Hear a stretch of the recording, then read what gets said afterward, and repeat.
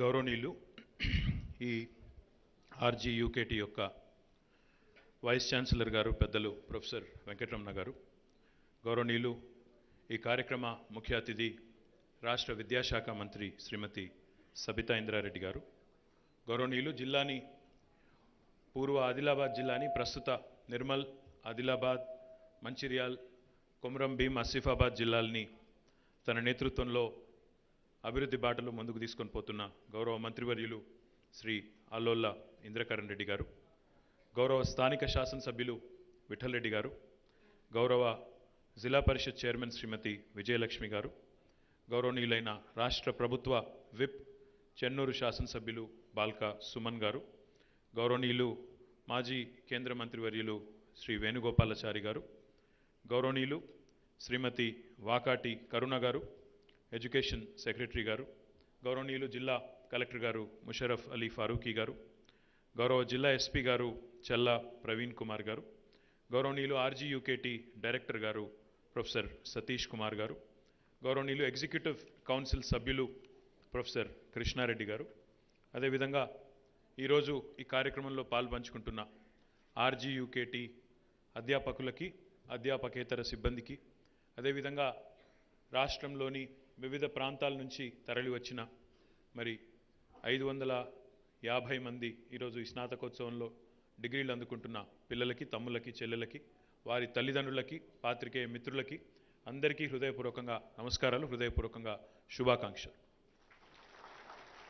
ఒకటి చాలా సంతోషం అనిపించేది ఏమంటే, లాస్ట్ టైం ఇదే ఆడిటోరియంలో ఇక్కడే కూర్చున్నప్పుడు అనుకున్నాం, మీరు అక్కడ కింద కూర్చోవడం, మేము పైన కూర్చోవడం బాగాలేదని అనుకున్నాం. సో ఈరోజు అనుకున్నట్టుగానే ఒక 850 మంచి ఆడిటోరియంని ప్రాపర్ సీటింగ్ ఏర్పాటు చేసినందుకు ముందుగా హృదయపూర్వకంగా వీసీ గారికి నా అభినందన. రెండవది, ఆ రోజు 3-4 మాటలు ఇచ్చి ఉన్నాం మీ అందరికీ కూడా. అందులో మొట్టమొదటిది, ఇంజనీరింగ్ పిల్లలందరికీ కూడా వెంటనే ల్యాప్టాప్స్ అందజేస్తామని చెప్పాం. మరి ఈరోజు ఒక 5-6 మేము లాంఛనంగా మా చేతుల మీదుగా ఆ పిల్లలకు అందజేయడం జరిగింది. 2200 ల్యాప్టాప్స్ వచ్చి ఉన్నాయి. మీ అందరికీ రేపు, ఎల్లుండి, మండే మీ క్లాసెస్ స్టార్ట్ అవుతా ఉన్నాయి.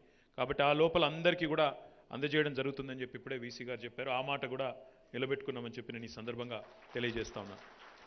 P1, P2 పిల్లలకి డెస్క్టాప్స్ కూడా 1500 డెస్క్టాప్స్ కూడా వాళ్ళకు కూడా వచ్చినాయి. ఎందుకంటే పిల్లలు చెడిపోతారు ల్యాప్టాప్స్ ఇస్తే అని చెప్పి P1, P2లో డెస్క్టాప్స్ ఇస్తా ఉన్నారని చెప్పారు. సో ఆ డెస్క్టాప్స్ కూడా వచ్చినాయి. డెస్క్టాప్స్ కూడా మీకోసం అవి కూడా 1500 వచ్చినాయి. ఆ మాట కూడా నిలబెట్టుకున్నాం. సో ఆ P1, P2 పిల్లలు కూడా వారికి నేను ముందే చెప్తా ఉన్నా, ల్యాప్టాప్ ఇవ్వలేదు అనొద్దు, మీకు కావాలనే డెస్క్టాప్లు ఇస్తున్నారు, మీరు చెడిపోవద్దని, కాబట్టి వేరే ఉద్దేశం కాదని చెప్పి కూడా వారికి కూడా నేను తెలియజేస్తా ఉన్నాను. దాంతోపాటు ఇంకా 2-3 విషయాలు కూడా అనుకున్నాం, వాటి గురించి కూడా నేను ప్రస్తావిస్తాను. But before I speak about that, all the distinguished guests here, distinguished faculty, staff, graduating students and their proud parents, government officials, other invitees, press, and ladies and gentlemen who are present on this momentous occasion. I am reminded of my graduation days on today's wonderful opportunity, which was, of course, the beginning of my lifelong learning from the institution I graduated.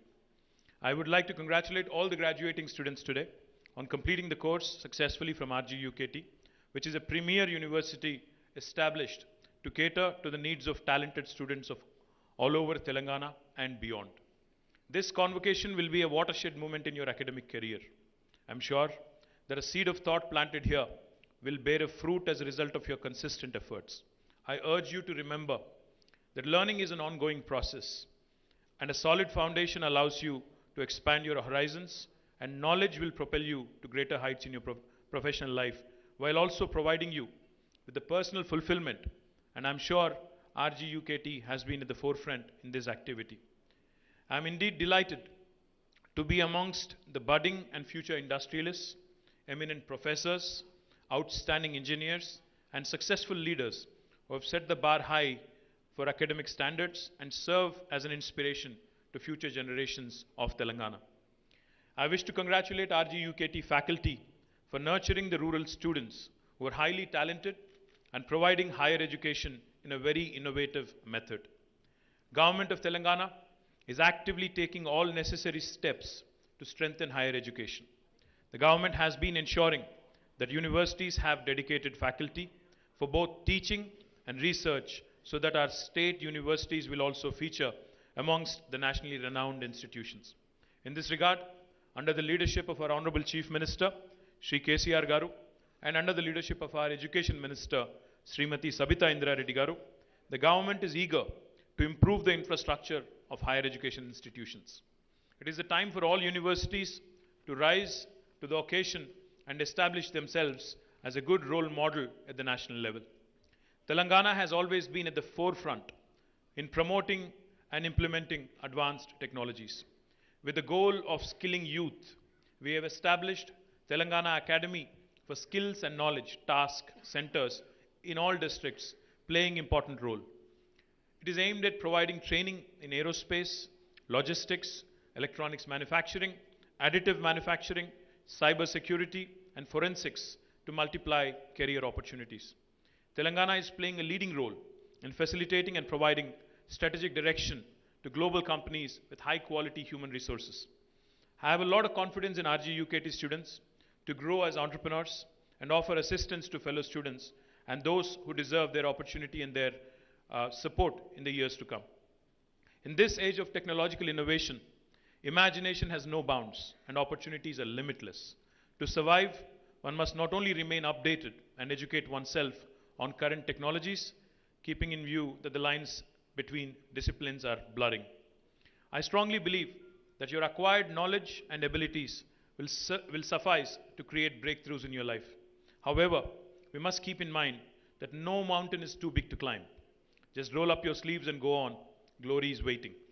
We are living in a time of digital transformation, and digitization is a change enabler and a force multiplier. You must have big ideas and your own dreams in order to be a global leader.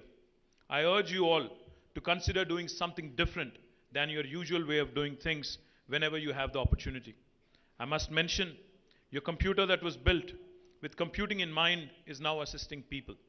The intelligent computer is capable of astonishing accomplishments like gathering, organizing, analyzing, predicting, and proposing that we could never have imagined in our lives.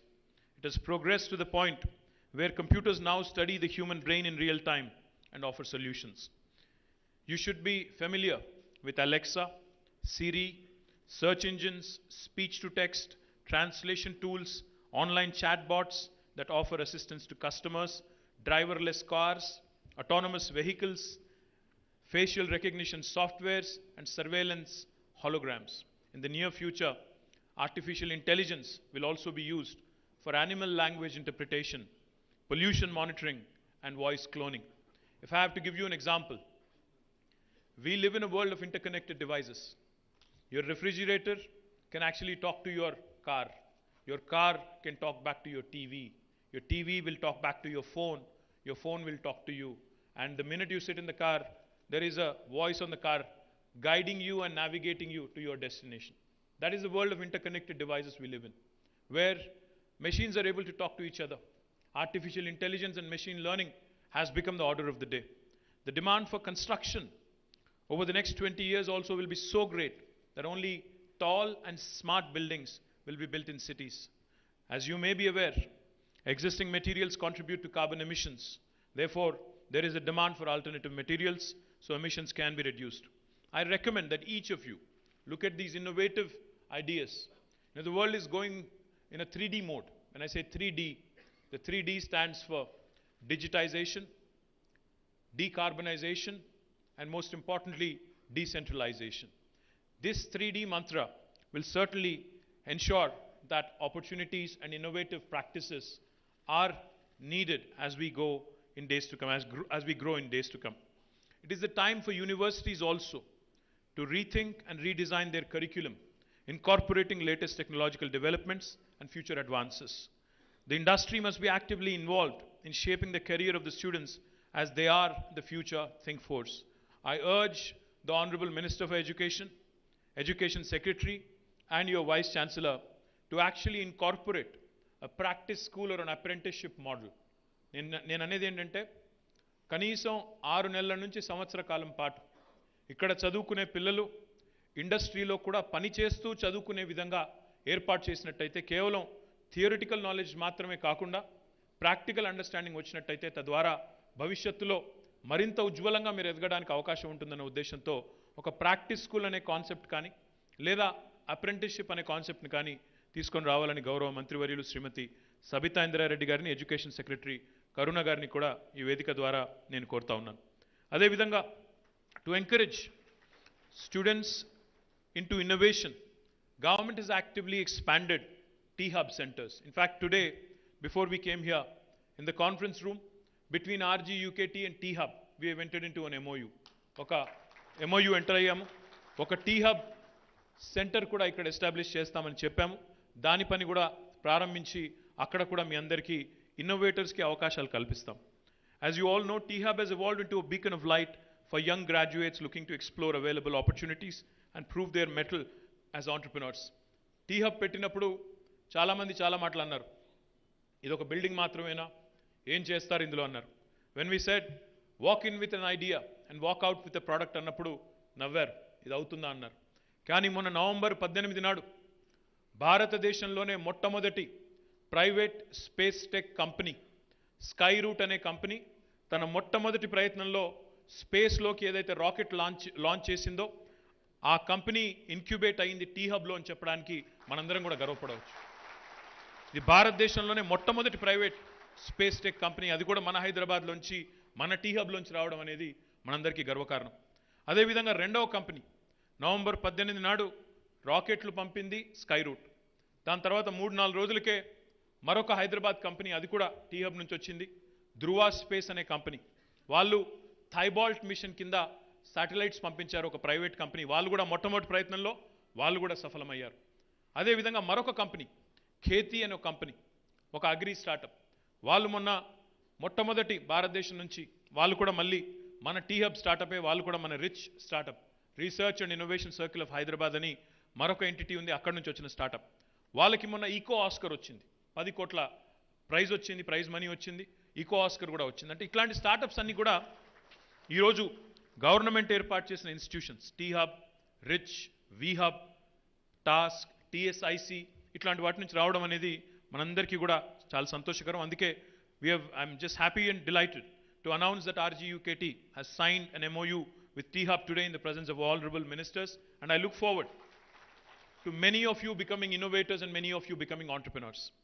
మనం 10 మందికి ఉద్యోగాలు ఇచ్చేవారిగా ఎదగాలి అనే ఆలోచన కూడా మనం చేయాలి. ఎందుకంటే ప్రస్తుతం ఉన్న ప్రపంచంలో ఇంకొకరి దగ్గర ఉద్యోగం చేయాలి అనే ఆలోచనే కాకుండా 10 మందికి మనమెందుకు ఉద్యోగాలు ఇవ్వలేము, మనమెందుకు నవీన ఆవిష్కరణలకి దోహదపడలేము, మనమెందుకు ప్రపంచ సమస్యలు పరిష్కరించలేము అనే ధీమాని సత్తాని సంతరించుకునే విధంగా మీకు తర్ఫీదునివ్వడమే కాకుండా మీకు అవకాశాలని కూడా మరి అందుకునే విధంగా రాష్ట్ర ప్రభుత్వం గౌరవ ముఖ్యమంత్రి గారి నాయకత్వంలో ఎన్నో కార్యక్రమాలు చేస్తూ ఉంది.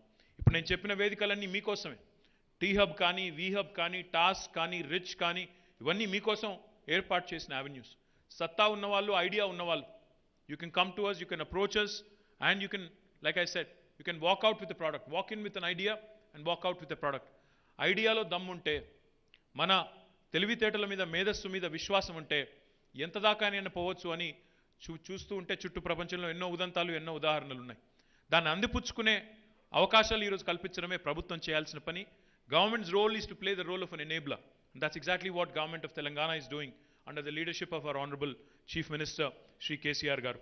In association with T-Hub and T-Works, RGUKT will be encouraged to offer courses in innovation and entrepreneurship, artificial intelligence, machine learning, అదేవిధంగా data analytics, aerospace, smart materials, electric vehicles, clean energy and holography as a minor course or diploma course in order to be industry ready.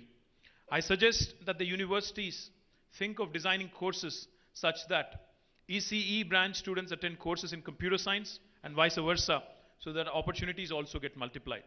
I request Professor Venkatramana Garu, Vice Chancellor of RGUKT Basara and Vice Chairman of Telangana State Council for Higher Education to initiate such courses at RGUKT beginning next academic year. దయచేసి ఈ కోర్సుల్ని ప్రారంభించండి వెంకటరమణ గారు, ఇక్కడే RGUKT నుంచే ప్రారంభించండి. ప్రారంభించినట్టయితే మీరు ఇక్కడ అంకురార్పణ చేస్తే తప్పకుండా మంత్రి గారి నేతృత్వంలో రాష్ట్ర వ్యాప్తంగా కూడా విస్తరించి ఈ పిల్లలు మిగతా వారందరికీ కూడా దిక్సూచిగా నిలబడే అవకాశం ఉంటుంది. కాబట్టి వెంటనే ప్రారంభించాలని చెప్పి కూడా హృదయపూర్వకంగా మిమ్మల్ని కోరుతా ఉన్నాను.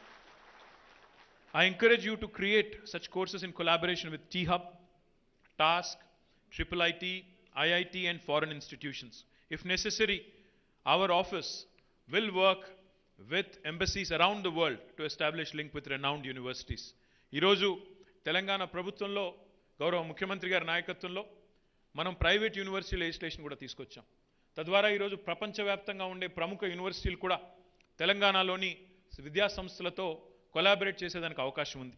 ఆ అవకాశాన్ని అందిపుచ్చుకొని ప్రపంచంలో జ్ఞానం ఎక్కడ ఉన్నా, ప్రపంచంలో అవకాశాలు ఎక్కడున్నా దాన్ని మనం కూడా అందిపుచ్చుకోవాలంటే కొలాబరేషన్స్ కూడా అవసరం. ఆ దిశగా ప్రయత్నం చేయాలని గౌరవ మంత్రివర్యులు శ్రీమతి సబితా ఇంద్రారెడ్డి గారిని, అదేవిధంగా స్థానిక వీసీ గారిని కూడా నేను విజ్ఞప్తి చేస్తా ఉన్నాను. I also need to specifically mention that Hyderabad is now home to some of the world's best companies. Telangana is the best industrial and educational destination, and you might have heard of companies that were previously headquartered in the US are now relocating to Hyderabad due to abundant human resources, a stable government, and proactive and progressive government policies. Leading company CEOs are being asked to choose Telangana students over others, and as a result of their training, skills and knowledge, employment opportunities have grown exponentially. I'm happy to report that in the last 8.5 years, Telangana Rashtra ఏర్పడ్డ తర్వాత TS IPAS అనే ప్రగతిశీల పురోగమనశీల పారిశ్రామిక విధానం వల్ల మన రాష్ట్ర ప్రభుత్వం తీసుకున్న చర్యల వల్ల ఈరోజు అవినీతి రహితంగా క్లియరెన్స్లు ఇవ్వడం, పారదర్శకంగా పెట్టుబడులను ఆహ్వానించడం వల్ల మనం మన రాష్ట్రంలో దాదాపు 20,000 పైచిలకు పరిశ్రమలకు అనుమతులు ఇవ్వడమే కాకుండా 17 లక్షల మందికి ప్రత్యక్ష ఉపాధి అవకాశాలు సృష్టించగలిగామనే మాట ఈ సందర్భంగా నేను మీకు తెలియజేస్తా ఉన్నాను. కొంతమంది కాకపోతే ఈ మాట చెప్పినప్పుడు అంటారు, ఇందులో స్థానికులు ఎంతమంది అంటారు. నేను మీ అందరితో చేసే విజ్ఞప్తి ఒకటే, ప్రపంచం ఈరోజు సత్తా ఉన్నవాడిని ఆపే శక్తి ఎవరికీ లేదు. నేను గతంలో కూడా చెప్పాను, మళ్ళీ కూడా చెప్తా ఉన్నాను. టాలెంట్ ఏ ఒక్కరి సొత్తు కాదు, ఎవరి అబ్బసొత్తు కాదు. 100% దమ్ ఉంటే, టాలెంట్ ఉంటే, ప్రపంచంతో పోటీ పడే సత్తా సంతరించుకుంటే మిమ్మల్ని ఆపగలిగే శక్తి ఎవరికి కూడా లేదు. ఈ అవకాశాలన్నీ కూడా తెలంగాణ పిల్లలు అందిపుచ్చుకోవాలనే తెలంగాణ గవర్నమెంట్ తాపత్రయం తప్ప ఇంకోటి కానే కాదు. దయచేసి దానికి తగ్గ విధంగా నైపుణ్య శిక్షణ అందిపుచ్చుకొని ముందుకు పోయినట్టయితే మనల్ని ఆపగలిగే వాళ్ళు ఎవరు ఉండరు. దానికి ఒక గొప్ప ఉదాహరణ, I'm very glad to mention here that some of our students like Nikhil Thangallapalli from RGUKT are now being selected by companies like Amazon. Amazon లాంటి కంపెనీ RGUKT బాసరకు వచ్చి నిఖిల్ని ఇక్కడ రిక్రూట్ చేసుకోవడమే కాకుండా యావరేజ్ పే ప్యాకేజ్ 64 లక్షల రూపాయలు ఇచ్చి ఇక్కడ పిల్లల్ని కూడా తీసుకొని వెళ్తా ఉంది అంటే ఎంతటి టాలెంట్ ఉన్న పిల్లలు ఇక్కడ నుంచి వస్తూ ఉన్నారో దాన్ని బట్టి చెప్పవచ్చు. The dream of our honorable chief minister is to realize that every child from an underprivileged family who are denied many opportunities because of financial constraints, అంటే డబ్బులు లేక లేదా తల్లిదండ్రులు స్థితిమంతులు కానంత మాత్రాన అవకాశాలు అందిపుచ్చుకోలేని దుస్థితి తెలంగాణ పిల్లలకు ఉండకూడదన్న ఉద్దేశంతోనే గౌరవ ముఖ్యమంత్రి గారు ఈరోజు RGUKTలో మీరు గతంలో వచ్చినప్పుడు మేము మీ వీసీ గారు అడిగింది 25 కోట్లు. గౌరవ విద్యాశాఖ మంత్రి గారు, నేను, ఇంద్రకరణ్ రెడ్డి గారు వెళ్ళి ముఖ్యమంత్రి గారికి చెప్తే అవి సరిపోవు, ఇంకో 2 కోట్లు అదనంగా అని చెప్పి 27 కోట్లు మంజూరు చేసింది గౌరవ ముఖ్యమంత్రి కేసీఆర్ గారు. అదేవిధంగా ఎవరైనా ఉన్నత విద్య చదువుకునే పిల్లలు ఉంటానంటే వారి కోసం ఈరోజు doctor Babasaheb B R Ambedkar overseas scholarship పేరిట, జ్యోతిబా ఫూలే స్కాలర్షిప్ పేరిట 20 లక్షల రూపాయలు విదేశీ విద్య కోసం కూడా అందజేస్తున్న ప్రభుత్వం, ఏకైక ప్రభుత్వం భారతదేశంలో తెలంగాణ ప్రభుత్వం మాత్రమే అనే విషయం కూడా నేను గుర్తు చేస్తా ఉన్నాను.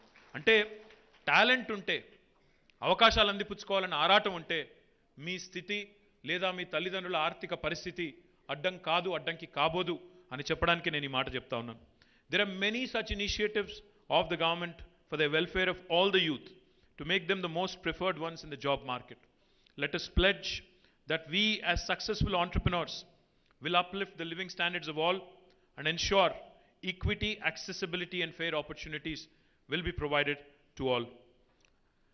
I would also, before I conclude, I would also like to comment on a couple of things that Honorable Vice Chancellor and Education Minister have mentioned. ఇక్కడికి వచ్చిన తర్వాత మీ దగ్గరికి వచ్చే ముందు మళ్ళీ ఒకసారి ఇక్కడ స్థితిగతులు రివ్యూ చేసుకుందాం అన్న ఉద్దేశంతో 4 అంశాల మీద ప్రధానంగా మాట్లాడుకున్నాం. ఇక్కడున్న పిల్లలందరూ కూడా మరి రాష్ట్రం నలుమూలల్లోని టాలెంటెడ్ పిల్లలు. మీరు గవర్నమెంట్ విద్యా సంస్థల్లో చదువుకొని టాపర్లుగా నిలిచి ఇక్కడికి చేరుకొని ఈరోజు ఈ 6 సంవత్సరాల కోర్సులో డిగ్రీలు అందుకోబోతున్నాం. మీరు మీ అందరితో నేను చేసే విజ్ఞప్తి ఏమంటే ఇక్కడ 4 అంశాలు ప్రధానంగా ఈరోజు అనుకున్నాం.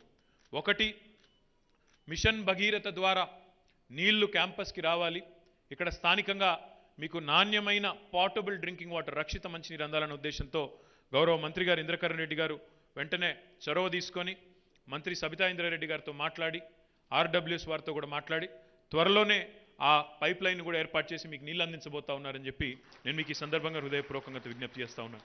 అదేవిధంగా క్యాంపస్లో మొత్తం దాదాపు నెలకి 40-45 లక్షలు మీరు కరెంటు బిల్లులు కడతా ఉన్నారు. అందుకే మంత్రి గారు విద్యాశాఖ మంత్రి గారు ఏమన్నారంటే let us become the first campus in the country, first educational institution in the country which goes off grid.